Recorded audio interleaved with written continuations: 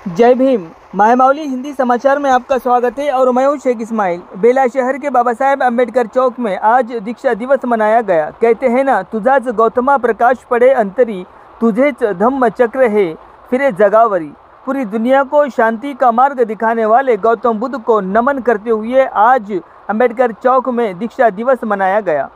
धम्म दीक्षा दिवस मुख्य रूप से डॉक्टर बाबा साहेब आंबेडकर द्वारा 14 अक्टूबर 1956 को नागपुर की दीक्षा भूमि पर अपने अनुयायियों के साथ धम्म अपनाने की घटना से जुड़ा है, जिसे धम्मचक्र परिवर्तन दिवस के रूप में मनाया जाता है। ये दिन बौद्ध धर्म के अनुयायियों के लिए एक महत्वपूर्ण पर्व है, जो समानता, नैतिकता और बंधुत्व के संकल्प के साथ मनाया जाता है। इस कार्यक्रम में दुर्वास गावंडे, दीपक कांबळे, राहुल कांबळे, विनोद कांबळे, विशाल गजानन खोब्रागड़े, सुमित कांबळे, मोहन जीवने, विजय कांबळे, मुरली और अन्य ने भाग लिया।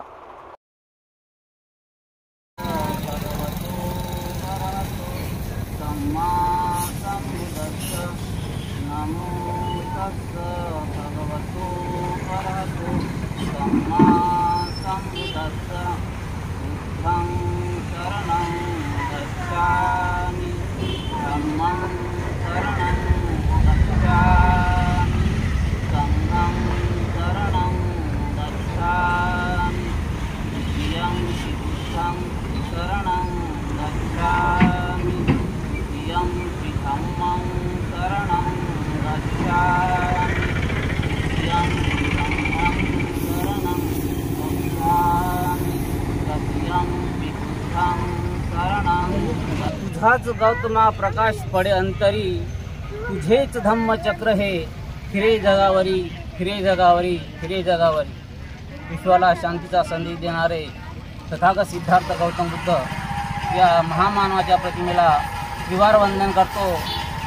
हायाड पाखरांना पंख दिलेस तुम्ही, मुक्या वेदनांना शब्द दिलेस तुम्ही, तुमच्याच वेदनेने जगण्यास अर्थ आला। युगायुगांचा कोटी कोटींचा उद्धार तुम्हीच केला आणि म्हणूनच उद्धारकर्त्या महामानवाला, राज्यघटनेच्या शिल्पकाराला या ठिकाणी विनम्र अभिवादन करतो।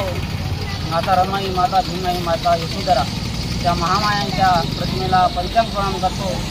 या ठिकाणी उपस्थित असलेले सर्व बंधू आहेत, सर्वांना या ठिकाणी स्वाभिमानी जयंती करून माझ्या दोन शब्दाला सुरुवात करतो। या जगामध्ये 3 धम्मक्रांती झाल्या।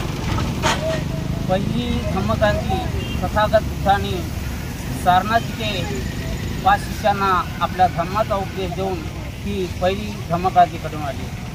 दुसरी धम्मक्रांती सम्राट अशोक यांनी कलिंगच्या युद्धानंतर त्यांच्यात परिवर्तन होऊन सम्राट अशोक यांनी 84,000 बुद्धविहारे बांधली आणि आपल्या 2 सुपुत्रांना धम्म स्थापित केले।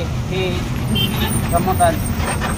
आणि तिसरी धम्मक्रांती डॉक्टर बाबासाहेब आंबेडकरांनी 1956ला नागपूरच्या पवित्र दीक्षाभूमीवर आपल्या हजारो लाखो अनुयायांसमोर तथागताचा महान असा धम्म स्वीकारला। बाबासाहेब नाशिक येथील घेतलेल्या धम्म परिषदेमध्ये बाबासाहेब म्हणाले की जो धम्म माणसाला माणुसकी शिकवून देत नाही, तो धम्म कसला।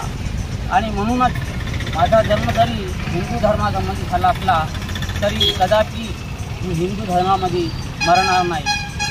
आणि म्हणूनच 14 ऑक्टोबर 1956ला नागपूरच्या पवित्र दीक्षाभूमीवर तथागत भगवान बुद्धाचा धम्म घेतला। या 21 वर्षाच्या कालखंडामध्ये बाबासाहेबांनी सतत प्रत्येक धर्माचा सांगोपांग अभ्यास करून तथागताचा धर्म स्वीकारला।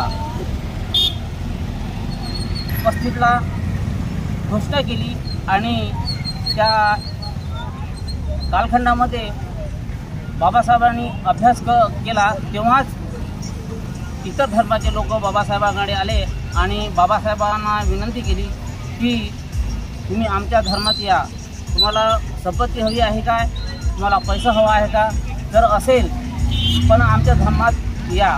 परंतु बाबासाहेबांनी कसल्याही प्रकारचा विचार न करता तथागताचा महान असा धम्म नागपूरच्या पवित्र दीक्षाभूमीवर घेतला।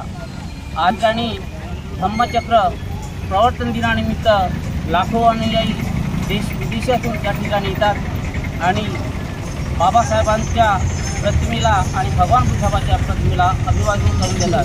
त्या प्रेरणा घेऊन लोक आपापल्या गावात जातात। त्या ठिकाणी मोठे मोठे स्टॉल लागले आहेत पुस्तकाचे आणि पुस्तक घेऊन आपल्या घरी जातात। या ठिकाणी आपण सर्वजण उपस्थित आला, त्याचप्रमाणे पत्रकार बंधू आणि चॅनलवाले बंधू यांना मी आवर्जून त्यांचं स्वागत करतो आणि माझ्या 2 शब्दाला विराम देतो। जय भीम, जय बुद्ध, जय भारत।